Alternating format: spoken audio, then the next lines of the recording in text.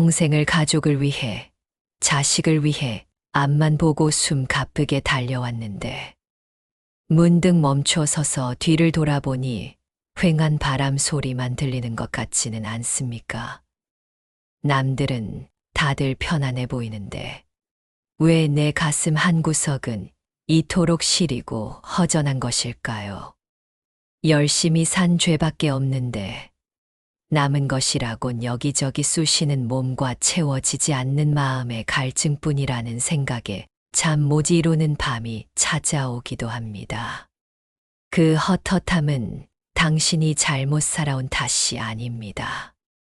너무나 치열하게 자신의 모든 것을 태워 주변을 밝혔기에 남은 재와 같은 자연스러운 흔적입니다. 우리는 살면서 참으로 많은 짐을 어깨에 지고 살아갑니다. 부모라는 이름의 무거움, 책임이라는 이름의 족쇄, 그리고 남들에게 뒤처지지 않으려 애썼던 자존심까지. 내려놓고 싶어도 혹여나 내 가족이, 내 삶이 무너질까봐 꽉 쥐고 버텨온 세월이었습니다.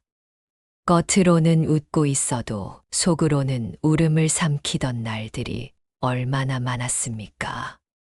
계절은 봄, 여름, 가을을 지나 겨울로 가는데 내 마음의 시계는 여전히 놓지 못한 지난날의 후회와 오지 않은 내일에 대한 걱정 사이를 오가며 째깍거리고 있습니다. 그러나 흐르는 물을 손으로 잡으려 하면 빠져나가듯 마음도 억지로 잡으려 하면 더 괴로워질 뿐입니다. 부처님께서는 고통은 쥐고 있는 손에서 온다고 하셨습니다. 뜨거운 찻잔을 쥐고 뜨겁다, 뜨겁다 외치는 대신 그저 찻잔을 식탁에 내려놓으면 되는 간단한 이치입니다. 마음을 비운다는 것은 가진 것을 다 버리고 산속으로 들어가는 것이 아닙니다. 흙탕물이 가라앉기를 기다리면 저절로 맑은 물이 되듯 소란스러운 마음을 가만히 지켜보며 제자리로 돌아오게 하는 일입니다. 지금부터 이어질 이야기는 거창한 깨달음이나 어려운 공부가 아닙니다. 그저 긴 여행에 지친 당신이 잠시 그늘나무 아래서 땀을 식히듯 헝클어진 마음의 결을 빗어내리는 시간입니다. 흔들리는 풍경 소리에 귀를 기울이듯 이 고요한 흐름에 당신의 지친 영혼을 맡겨보십시오.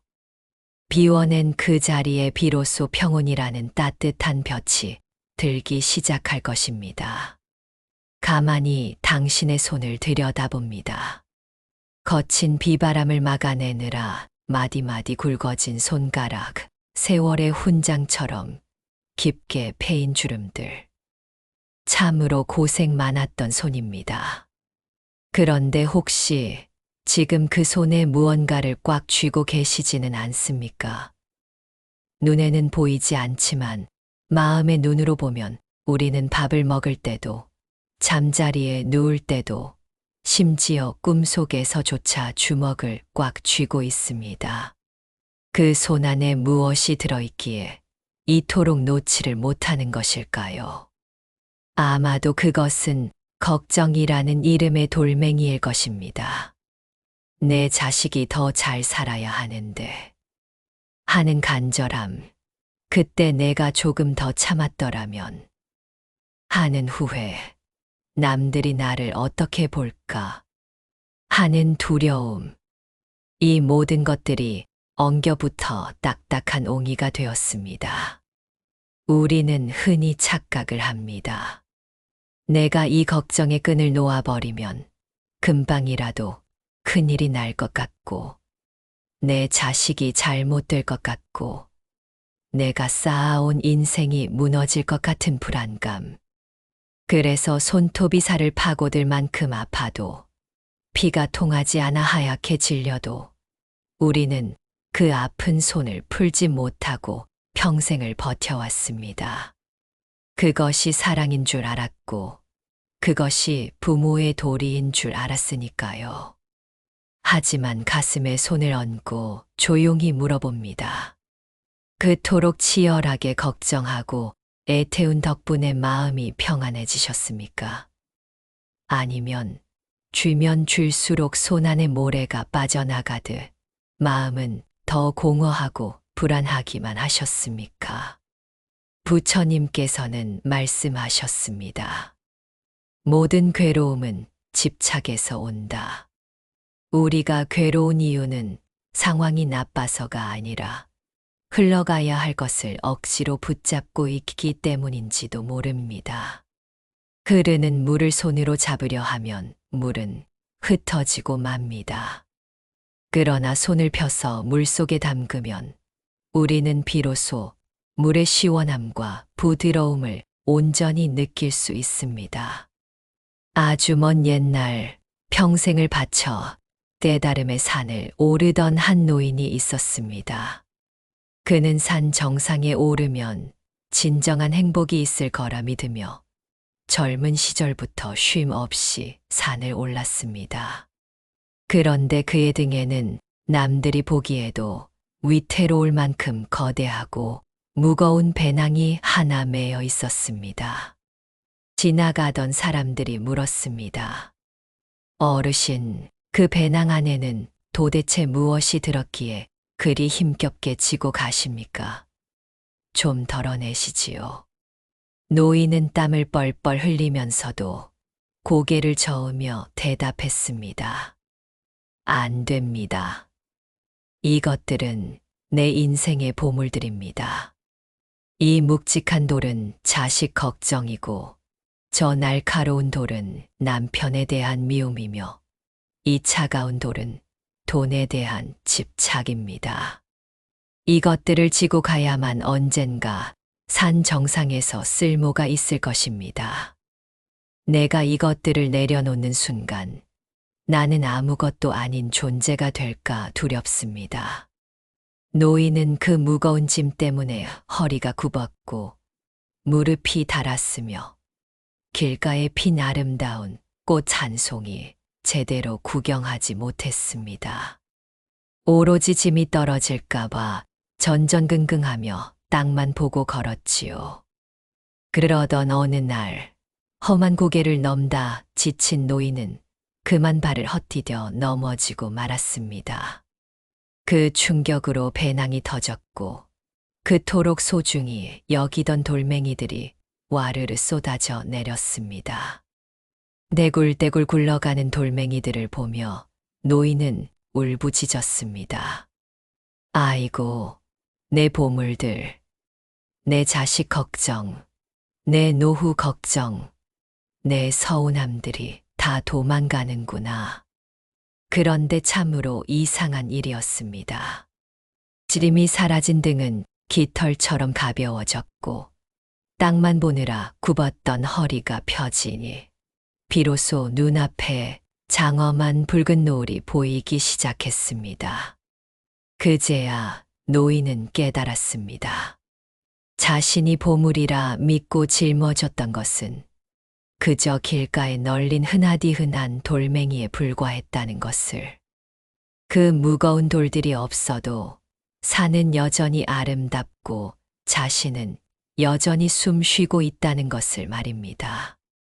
그 돌멩이들은 누가 강제로 지게 한 것이 아니었습니다. 이것이 없으면 안 돼라는 본인의 생각이 만들어낸 허상이었지요. 노인은 텅 빈 배낭을 바라보며 껄껄 웃었습니다. 그 웃음소리는 산을 타고 메아리쳐 흘러갔습니다. 이 늙은 여행자의 모습이 혹시 오늘을 사는 우리의 모습은 아닐까요? 자식이 40이 넘고 50이 넘어도 여전히 밥은 먹었는지, 일은 잘 풀리는지 노심초사하며 마음의 돌덩이를 얹고 사는 우리네 모습 말입니다. 자식을 사랑하는 마음, 그 지극한 정성을 누가 감히 탓하겠습니까? 하지만 진정한 사랑은 꽉 쥐어서 내 품에 가두는 것이 아니라 넉넉하게 펼쳐서 그들이 날아갈 하늘을 열어주는 것입니다. 우리는 종종 나무를 키우는 정원사의 마음이 되어야 합니다. 정원사는 나무가 잘 자라도록 물을 주고 햇볕을 쬐어주고 잡초를 뽑아줍니다. 하지만 나무가 빨리 자라지 않는다고 해서 나무의 가지를 억지로 잡아당기지는 않습니다. 나무를 잡아당기면 뿌리가 뽑혀 죽고 맙니다. 나무는 저마다의 속도대로, 저마다의 계절에 맞춰 꽃을 피웁니다. 비바람을 맞고 가지가 꺾이는 아픔조차도 나무가 겪어야 할 성장의 몫입니다. 자식의 인생도 그러합니다. 그들이 겪어야 할 시행착오, 그들이 흘려야 할 눈물을 부모가 대신 닦아주고 막아주는 것은 어쩌면 그들의 뿌리를 약하게 만드는 일일지도 모릅니다. 내가 너를 어떻게 키웠는데 하며 서운해하는 마음이 든다면 그것은 아직 내 손에 계산서가 들려 있기 때문입니다. 내가 준 사랑만큼 돌려받기를 바라는 마음, 내 뜻대로 살아주기를 바라는 마음. 그 마음이 바로 뜨거운 숯덩이입니다. 이제 그 숯덩이를 내려놓을 때가 되었습니다. 내려놓는다는 것은 포기하는 것이 아닙니다. 나는 너를 믿는다. 너는 너의 삶을, 나는 나의 삶을 온전하게 살아갈 힘이 있다. 이렇게 믿어주는 것, 그것이 가장 위대한 내려놓음입니다. 걱정은 흔들의자와 같아서 계속 움직이게는 하지만 단 한 발자국도 앞으로 나아가게 하지 못합니다. 밤새워 걱정한다고 해서 자식의 운명이 바뀌지 않습니다. 오히려 당신이 걱정 대신 편안한 미소를 지을 때 그 평온한 기운이 알게 모르게 자식들에게 전해져 그들의 삶을 지켜주는 등불이 됩니다. 과거 또한 마찬가지입니다. 그때 내가 그 땅을 샀더라면, 그때 그 사람을 만나지 않았더라면, 지나간 과거는 이미 죽은 시간입니다. 죽은 시간을 붙들고 사내라. 살아있는 오늘을 죽이지 마십시오. 흘러간 물은 물레방아를 돌릴 수 없습니다. 이미 지나간 일들에 대해 그럴 수밖에 없었다. 그때는 그것이 최선이었다라고 스스로를 용서해 주십시오. 당신은 그때도 지금도 최선을 다해 살아왔습니다. 이제 다시 한번 주먹을 꽉 쥐어 보십시오. 손 안에 힘이 들어가고 팔뚝이 긴장되고 호흡이 거칠어지는 것이 느껴지십니까? 이 상태로는 아무것도 새롭게 잡을 수 없고 누구의 손도 잡아줄 수 없습니다. 이번에는 천천히, 아주 천천히 손을 펴봅니다. 손가락 하나하나에 들어갔던 힘을 빼고 손바닥을 하늘로 향해 툭 하고 무릎 위에 올려놓습니다. 손바닥 위로 부드러운 공기가 스쳐 지나갑니다. 비어있는 손바닥은 허전한 것이 아니라 무한한 가능성으로 가득 찬 공간입니다. 손을 펴야 따뜻한 찻잔을 들 수 있고 손을 펴야 사랑하는 손주들의 머리를 쓰다듬어 줄 수 있습니다. 손을 펴야 불어오는 바람을 느낄 수 있습니다. 오늘 밤 잠자리에 들 때 마음속으로 조용히 주문을 외워 보십시오. 다 괜찮다. 다 지나간다. 나는 오늘 내 몫의 짐을 내려놓는다.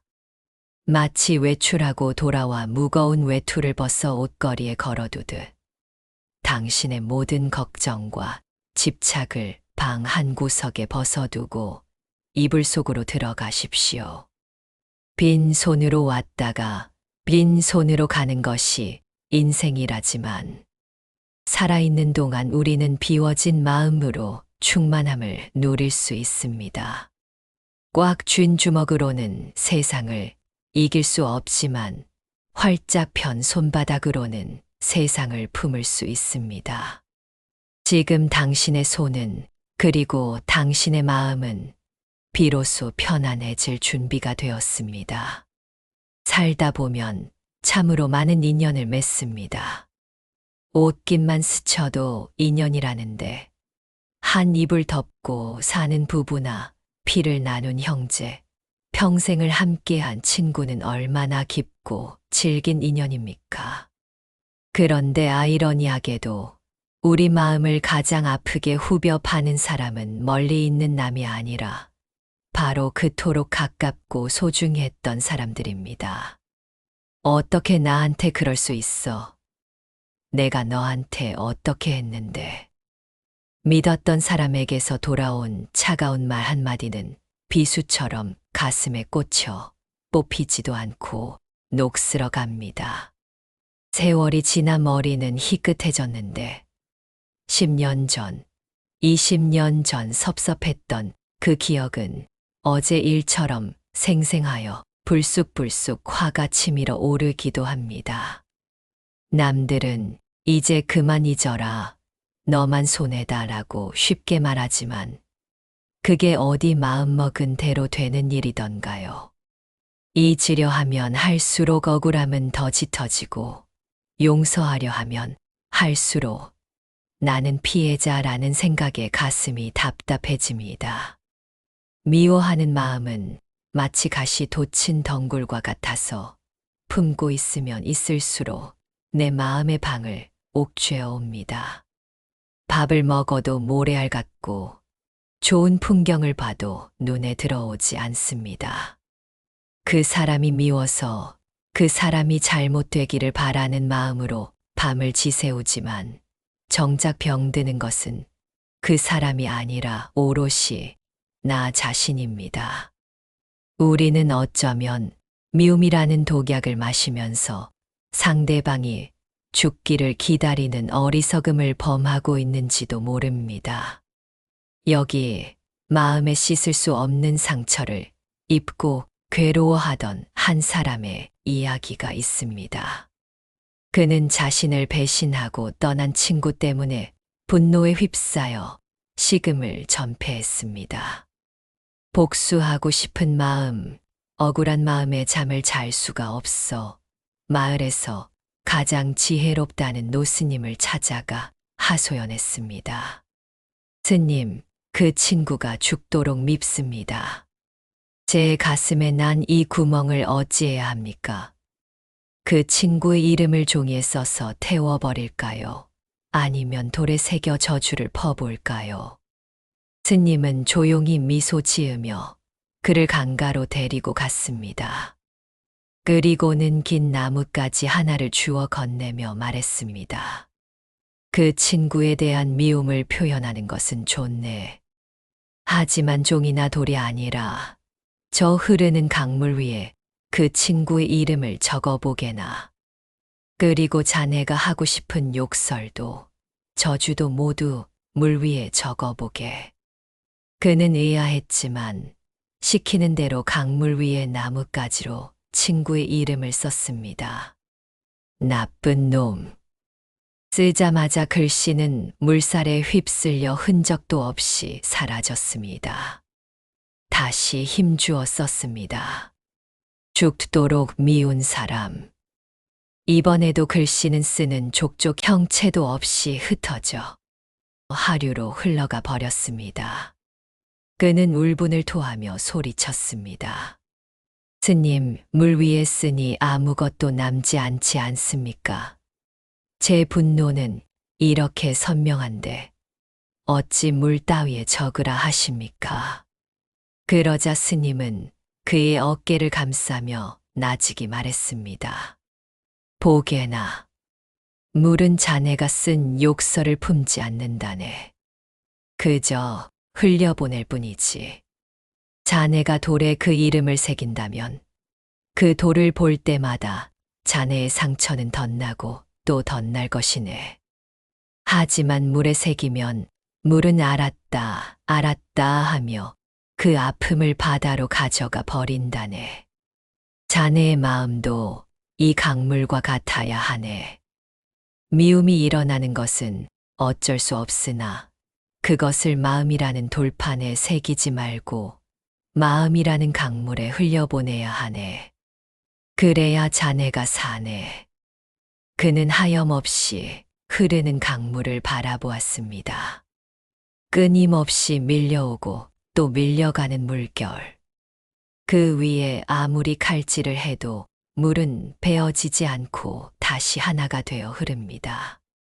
한참을 울고 난 그는 나뭇가지를 강물에 툭 던져버리고는 비로소 편안한 숨을 내쉬었습니다. 이 이야기 속의 강물처럼 우리 마음에도 쉼 없이 흐르는 물길이 있습니다. 그런데 우리는 누군가가 던진 돌멩이 하나를, 누군가가 뱉은 가시 같은 말 한마디를 굳이 건져내어 품에 안고 살아갑니다. 그때 왜 그랬어? 어떻게 나한테 이럴 수 있어? 그렇게 곱씹고 되새김질할 때마다 우리 마음 속의 강물은 썩어 고인 물이 되어 갑니다. 부처님 말씀에 이런 비유가 있습니다. 바람에 날리는 먼지가 눈에 들어가면 눈물이 나고 앞이 보이지 않는다. 그러나 바람이 멈추면 먼지는 저절로 가라앉는다. 타인의 말과 행동은 그저 불어오는 바람이고 날리는 먼지일 뿐입니다. 그 먼지에 화를 내고 눈을 비비면 눈만 충혈될 뿐입니다. 그저 바람이 부는구나, 먼지가 이는구나 하고 지켜보면 언젠가는 잠잠해집니다. 우리가 흔히 말하는 용서라는 말, 참 어렵습니다. 용서하면 내가 지는 것 같고 그 사람의 잘못을 덮어주는 것 같아 억울합니다. 하지만 진정한 용서는 그 사람을 위해서 하는 것이 아닙니다. 바로 지옥 같은 미움의 불길 속에서 나를 구해내는 유일한 방법이기 때문에 하는 것입니다. 나는 너를 용서한다 라고 말할 필요도 없습니다. 그저 내 마음 속에서 그 사람을 놓아주는 것입니다. 마치 꽉 쥐고 있던 밧줄을 놓아버리듯 내 마음을 묶고 있던 그 사람과의 악연의 고리를 끊어내는 것입니다. 그 사람이 잘 되든 못 되든 반성을 하든 안 하든 그것은 이제 내 알 바가 아닙니다. 그것은 그 사람의 인생이고 그 사람의 업일 뿐입니다. 나는 그저 내 남은 인생을 맑고 향기롭게 가꾸는 데에만 집중하면 됩니다. 배우자가 자식이 내 마음을 몰라준다고 너무 서러워 마십시오. 원래 사람은 다 다릅니다. 한 배에서 나온 형제도 다른데 하물며 남남이 만나 사는 부부는 오죽하겠습니까? 그저 저 사람은 저런 나무구나, 나는 이런 꽃이구나 하고 다름을 인정하고 바라볼 때 미움 대신 연민이 싹 트기 시작합니다. 오죽하면 저렇게 모난 말을 할까? 저 사람 마음도 참 지옥이겠구나. 이렇게 측은지심을 가질 때 내 마음의 그릇은 바다처럼 넓어집니다. 지금 이 순간 눈을 감고 상상해 보십시오. 당신은 아름다운 저녁 노을이 비치는 강가에 앉아 있습니다. 강물은 황금빛으로 물들어 조용히 아주 평화롭게 흐르고 있습니다. 당신의 발치에 종이배 하나가 있습니다. 그 종이배 안에 당신을 그토록 힘들게 했던 사람의 얼굴을 떠올려 담아 보십시오. 그리고 당신을 잠 못 들게 했던 그 모진 말들도 억울했던 기억들도 모두 그 배에 실어 보십시오. 무겁고 캄캄했던 덩어리들을 아낌없이 다 쏟아 부으십시오. 이제 그 종이배를 강물 위에 살며시 띄워 보냅니다. 종이배는 기우뚱거리며 천천히 물살을 타고 멀어집니다. 점점 작아집니다. 더 멀리, 더 멀리. 이제는 점이 되어 보이지 않을 때까지 강물은 묵묵히 그 짐을 싣고 바다로 가져갑니다. 어떠십니까? 가슴 한구석이 뻥 뚫린 듯 시원한 바람이 드나들지 않습니까? 이효하는 힘을 빼면 그 빈자리에 사랑할 힘이 생겨납니다. 원망하는 시간을 줄이면 그 시간에 나를 돌볼 여유가 생겨납니다. 흐르는 물은 웅덩이를 만나면 채우고 가고 바위를 만나면 돌아서 갑니다. 다투지 않습니다. 우리네 남은 인생도 그랬으면 좋겠습니다. 미운 사람이 있으면 그럴 수도 있지 하고 쓱 피해가고, 서운한 일이 있으면 인연이 다 했나 보다 하고 흘려보내는 유유자적한 삶. 그 누구도 당신의 평화로운 마음을 해칠 권리는 없습니다. 당신은 상처받기 위해 태어난 사람이 아니라 사랑받고 행복하기 위해 태어난 존귀한 존재입니다. 오늘 밤은 미움 대신 당신 자신을 꼭 안아주십시오. 고생했다. 버텨줘서 고맙다. 이제는 편안해지자. 미움이 떠난 자리에 비로소 고요한 달빛이 차오릅니다. 당신의 밤이 강물처럼 평안하기를. 살아온 날들을 가만히 되짚어보면 우리가 가장 많이 후회하는 순간은 언제일까요? 아마도 발을 잘못 디뎌 넘어졌던 때가 아니라 혀를 잘못 놀려 누군가의 가슴에 못을 박았던 순간일 것입니다. 말이라는 것은 참으로 묘합니다. 눈에 보이지도 않고 손에 잡히지도 않는데 어떤 말은 꽃이 되어 사람을 살리기도 하고 어떤 말은 칼이 되어 사람을 베기도 합니다. 젊은 시절에는 내 말이 옳은지 그른지가 중요했습니다. 그래서 상대방의 잘못을 꼬집고 내 주장을 관철시키느라 목소리를 높이곤 했습니다. 그것이 똑똑한 것이라 믿었지요. 하지만 나이가 들고 보니 어떻습니까? 이기고도 지는 것이 말싸움이요. 옳은 말을 하고도 마음이 불편한 것이 인간사입니다. 특히 가장 가까운 가족에게 툭 던진 말 한마디가 평생의 응어리로 남는 것을 볼 때면 차라리 그때 입을 다물 걸 하는 뒤늦은 후회가 밀려오기도 합니다. 부처님께서는 입안에 도끼가 있다고 하셨습니다. 그 도끼로 남을 찍으면 남도 다치지만 결국 그 도끼날에 상처 입는 것은 나 자신의 입속입니다. 내가 뱉은 거친 말은 상대의 귀에 닿기도 전에 내 귀가 먼저 듣고 내 마음을 먼저 핥히고 지나갑니다.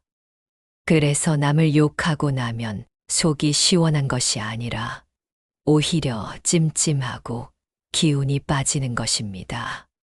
어느 마을에 지혜롭기로 소문난 노인이 살고 있었습니다. 하루는 급한 성격의 젊은이가 숨을 헐떡이며 달려와 말했습니다. 어르신, 제 친구가 어르신에 대해 험담을 하는 것을 들었습니다. 그 녀석이 뭐라고 했냐면요. 그러자 노인은 손을 들어 젊은이의 입을 막으며 온화한 표정으로 물었습니다. 이복의 젊은이, 자네가 지금 하려는 말이 세계의 문을 통과했는가? 젊은이는 어리둥절하여 물었습니다. 세계의 문이라니요. 그게 무슨 말씀입니까? 노인이 차분하게 설명했습니다. 첫 번째 문은 진실의 문일세. 자네가 지금 하려는 말이 모두 사실이라는 확신이 있는가? 젊은이는 머뭇거렸습니다. 아니요. 저도 건너 들은 이야기라 확실한 것은 아닙니다. 그럼 두 번째 문은 선한 마음의 문일세. 그 말이 적어도 좋은 의도를 담고 있는가? 젊은이는 고개를 저었습니다. 아닙니다. 친구가 험담했다는 걸 이르는 것이니 좋은 내용은 아닙니다. 그렇다면 마지막 세 번째 문은 꼭 필요한 문일세. 그 말을 나에게 전하는 것이 우리에게 유익하고 꼭 필요한 일인가? 젊은이는 얼굴을 붉히며 대답했습니다. 가만 생각해 보니 굳이 전하지 않아도 될 쓸모없는 이야기 같습니다. 노인은 빙그레 웃으며 말했습니다. 사실인지도 모르고 좋은 내용도 아니고 꼭 필요하지도 않은 말이라면 그저 자네 마음 속에 묻어두게나. 그 말이 입 밖으로 나오는 순간 자네와 나 그리고 그 친구까지 모두가 마음의 평화를 잃게 될 것이네. 이 이야기 속의 노인처럼 우리 마음의 대문 앞에도 문지기를 세워두면 어떨까요? 하고 싶은 말이 목구멍까지 차올라도 이것이 따뜻한 말인가? 꼭 필요한 말인가? 한 번 걸러내는 여유 말입니다. 우리는 흔히 침묵을 어색해합니다. 누군가를 만나면 뭐라도 말을 해야 할 것 같고 내 존재감을 드러내야 할 것 같은 조바심을 느낍니다. 하지만 진정한 소통은 말이 아니라 마음으로 하는 것입니다. 자식들이 집에 왔을 때를 떠올려 보십시오. 밥은 잘 챙겨 먹니? 돈은 좀 모았니? 애들은 공부 잘하니? 걱정되어서 하는 말이지만 듣는 자식들에게는 그저 잔소리로 들릴 뿐입니다. 때로는 100마디 조언보다 그저 따뜻한 눈빛으로 바라보며 고개 끄덕여주는 침묵이 자식의 지친 어깨를 감싸 안아줍니다. 엄마는, 아빠는 아무 말 없이 내 편이구나 하는 그 믿음이 그들을 다시 살아가게 하는 힘이 됩니다. 배우자와의 관계도 그렇습니다. 평생을 같이 살았는데 굳이 콩이다 팥이다 따져서 무엇하겠습니까? 상대방이 투덜거리거나 서운한 소리를 할 때 맞받아치지 않고 그저 허허 웃으며 들어주는 여유. 그래, 당신 말이 맞소 하고 져주는 너그러움. 그것은 패배가 아니라 인생의 깊이를 아는 사람만이 부릴 수 있는 품격입니다. 귀는 두 개이고 입은 하나인 이유는 말하는 것보다 듣는 것을 2배로 하라는 뜻이라지요. 나이가 들수록 입은 닫고 귀는 열라고 했습니다. 남의 말을 잘 들어주는 사람은 늙어서도 주변에 사람이 모입니다. 반대로 자기 말만 하려는 사람은 곁에 있던 사람도 떠나갑니다. 들어주는 것만으로도 우리는 누군가에게 가장 좋은 친구이자 스승이 될 수 있습니다. 혹여 누군가 나에게 모진 말을 하더라도 너무 아파하지 마십시오. 저 사람은 지금 마음이 아파서 비명을 지르고 있구나 하고 가엾게 여겨 주십시오. 메아리는 소리치지 않으면 돌아오지 않습니다. 상대의 비난에 내가 침묵으로 응수하면 그 비난은 갈 곳을 잃고 스스로 사그라듭니다. 텅 빈 허공에 칼을 휘두르면 칼을 쥔 사람 팔만 아픈 법입니다. 이제 거울을 한번 보시겠습니까?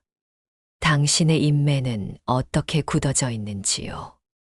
불만을 토하느라 처져 있지는 않은지 아니면 꾹 다무느라 경직되어 있지는 않은지 살펴봅니다. 오늘부터는 말을 줄인 자리에 맑은 미소를 채워 보십시오. 아침에 눈을 뜨면 살아있음에 감사하며 미소 짓고 밥상 앞에서는 농부의 수고에 감사하며 미소 짓고 가족의 얼굴을 보면 그저 곁에 있어 줌에 감사하며 미소 짓는 연습을 해봅니다. 말은 할수록 힘이 빠지지만 미소는 지을수록 힘이 생깁니다. 당신의 온화한 미소는 그 어떤 명연설보다 강력한 위로이자 사랑입니다. 나이 들미 추한 것이 아니라 익어가는 것임을 보여주는 가장 아름다운 증거이기도 합니다. 부처님께서는 무건, 즉 침묵 또한 훌륭한 설법이라 하셨습니다. 굳이 말하지 않아도 당신의 평온한 기운이 주변을 꽃향기처럼 물들이기를 바랍니다. 오늘 하루 당신의 입술에는 비난 대신 칭찬이, 불평 대신 감사가, 그리고 말보다는 따뜻한 미소가 더 많이 머물기를 소망합니다. 아침에 일어나 세수를 하다가 문득 거울을 봅니다. 그 속에 비친 얼굴이 낯설게 느껴질 때가 있습니다. 팽팽했던 피부는 어느새 자글자글한 주름 골짜기가 되었고, 검던 머리카락에는 하얀 눈이 내려앉았습니다. 눈은 침침해지고 무릎은 시큰거리고 깜빡깜빡 잊어버리는 일도 잦아집니다. 이런 변화를 마주할 때마다 가슴 한구석이 쿵 하고 내려앉습니다. 아, 나도 이제 영락없는 노인이구나. 세상의 주인공은 이제 젊은 사람들인 것 같고, 나는 무대 뒤편으로 밀려난 뒷방 늙은이가 된 것 같아 서글퍼지기도 합니다. 내가 살아온 세월이 허무하게 느껴지고, 앞으로 다가올 이별의 시간들이 두려움으로 다가오기도 하지요. 하지만 가만히 생각해 봅니다. 우리가 늙어가는 것은 벌을 받는 것이 아닙니다. 낡아지는 것이 아니라 익어가는 것입니다. 넓은 감이 따가운 가을 볕을 견뎌야 달콤한 홍시가 되듯 우리네 인생도 수많은 풍파를 겪어냈기에 비로소 깊은 맛을 내는 것입니다. 젊음이 싱그러운 초록 잎이라면 늙음은 찬란한 단풍입니다. 초록 잎은 생기가 있어 좋지만 온 산을 붉게 물들이는 단풍의 깊은 아름다움을 따라갈 수는 없습니다. 몸이 예전 같지 않다는 것은 이제 좀 쉬엄쉬엄 가라는 신호입니다. 앞만 보고 달리느라 놓쳤던 길가의 들꽃도 보고 하늘의 구름도 보면서 천천히 걸으라는 자연의 배려입니다. 귀가 어두워지는 것은 세상의 시끄러운 소리는 그만 듣고 내면의 소리에 집중하라는 뜻이고, 눈이 침침해지는 것은 남의 허물은 흐릿하게 보고 대신 마음의 눈을 뜨라는 뜻이라지요. 여기 나무 한 그루가 있습니다. 봄부터 여름까지 무성한 잎을 자랑하며 뜨거운 태양과 세찬 비바람을 견뎌낸 나무입니다. 그중 가지 끝에 매달린 잎새 하나가 가을 바람에 파르르 떨고 있습니다. 잎새는 두려웠습니다. 가지에서 떨어지면 자신의 삶이 끝난다고 생각했으니까요. 그래서 떨어지지 않으려 안간힘을 쓰고 가지를 붙잡았습니다. 안 돼. 나는 아직 떨어질 수 없어. 바닥에 뒹구는 건 너무 비참해. 그때 먼저 떨어진 낙엽 하나가 바람에 실려와 속삭였습니다. 친구여, 너무 두려워 말게. 떨어지는 것은 끝이 아니라네. 우리가 땅으로 내려가 흙을 덮어주어야 우리 뿌리가 따뜻하게 겨울을 날 수 있다네. 그리고 우리가 썩어 거름이 되어야 내년 봄에 더 싱싱하고 예쁜 새 잎이 돋아날 수 있는 거야. 우리는 사라지는 게 아니라 나무의 생명 속으로 다시 들어가는 것이라네. 그 말을 들은 잎새는 문득 깨달았습니다. 자신이 나무와 별개의 존재가 아니라 거대한 생명의 일부였음을 말이죠. 내가 쥐고 있던 손을 놓는 것이 곧 나무를 살리는 길임을 알게 되었습니다. 잎새는 들어갔던 힘을 풀었습니다. 그러자 가을 바람이 부드럽게 그를 안아주었습니다. 잎새는 춤을 추듯 빙글빙글 돌며 땅으로 내려앉았습니다. 그 모습은 추락이 아니라 가장 아름다운 비행이었습니다. 우리 인생도 이 낙엽과 다르지 않습니다. 우리는 흙에서 와서 잠시 사람의 몸을 빌려 이 소풍을 즐기다가 때가 되면 다시 흙으로 돌아갑니다. 내가 낳은 자식, 내가 베푼 사랑, 내가 남긴 따뜻한 말 한마디가 걸음이 되어 세상이라는 나무를 더욱 울창하게 만듭니다. 그러니 내가 사라진다고 슬퍼할 것이 없습니다. 나는 내 자손들의 피 속에, 내가 사랑했던 사람들의 기억 속에 녹아들어 영원히 살아 숨쉬는 것입니다. 죽음이라는 단어를 입에 올리는 것을 우리는 꺼려합니다. 마치 불길한 일인 것처럼 쉬쉬합니다. 하지만 태어남이 있으면 돌아감은 필연적인 것입니다. 해가 뜨면 반드시 지는 것처럼 말입니다. 어린 시절 친구들과 신나게 뛰어놀다가도 해가 뉘엿뉘엿 지고 밥 짓는 냄새가 나면 엄마가 부르는 소리가 들립니다. 얘들아, 밥 먹어라. 이제 그만 놀고 들어오너라. 그때 우리는 아쉬워하며 우는 것이 아니라 흙 묻은 손을 털고 기쁜 마음으로 집으로 달려갑니다. 따뜻한 밥상과 포근한 이불이 기다리는 집이 있기 때문입니다. 죽음도 이와 같습니다. 고단했던 이승에서의 소풍을 마치고 본래의 고향으로 돌아가는 것입니다. 무거운 육체의 옷을 벗고 온갖 걱정과 근심이 없는 편안한 안식처로 돌아가는 귀향입니다. 그러니 두려워할 대상이 아니라 수고한 나에게 주어지는 가장 큰 휴식이라고 생각해 보면 어떨까요? 부처님께서는 생사는 뜬구름이 일어나는 것과 같고 죽음은 뜬구름이 사라지는 것과 같다고 하셨습니다. 구름이 생겼다 없어졌다 해도 하늘은 그대로인 것처럼 우리의 본래 생명은 나고 죽음이 없이 영원히 평온한 것입니다. 죽음을 두려워하는 것은 아직 삶에 대한 집착이 남아있기 때문입니다. 못다 이룬 꿈, 두고 가는 재물, 남겨진 가족 걱정. 하지만 우리가 여행을 가서 호텔방을 깨끗이 치우고 나오듯 떠날 때는 빈손으로 가는 것이 순리입니다.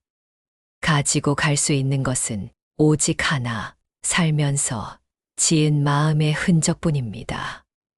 내가 얼마나 많이 베풀었는지, 얼마나 많이 사랑했는지, 그 마음의 향기만 가지고 가는 것입니다. 그렇다면 남은 날들을 어떻게 살아야 할까요? 언제 갈지 모르니 전전긍긍하며 살아야 할까요? 아닙니다. 끝이 있기에 지금 이 순간이 더욱 소중하고 찬란한 것입니다. 시한부 인생이 아닌 사람은 아무도 없습니다. 우리 모두는 시간의 유한함 속에서 살고 있습니다. 오늘 눈을 떴다는 것은 기적 같은 선물입니다. 내 발로 걸을 수 있고, 맛있는 것을 먹을 수 있고, 사랑하는 사람의 얼굴을 볼 수 있다는 것. 이것만으로도 우리는 충분히 행복할 자격이 있습니다. 이제부터의 삶은 덤이라 생각하십시오. 의무감으로 살지 말고 나를 위해 사십시오. 평생 가족을 위해 헌신했다면 이제는 내가 좋아하는 노래도 듣고 가보고 싶었던 곳도 가보고 배우고 싶었던 것도 배우십시오. 쭈글쭈글한 손이라도 예쁜 매니큐어를 발라보고 멋진 모자도 써보십시오. 당신은 여전히 아름답고 멋진 사람입니다.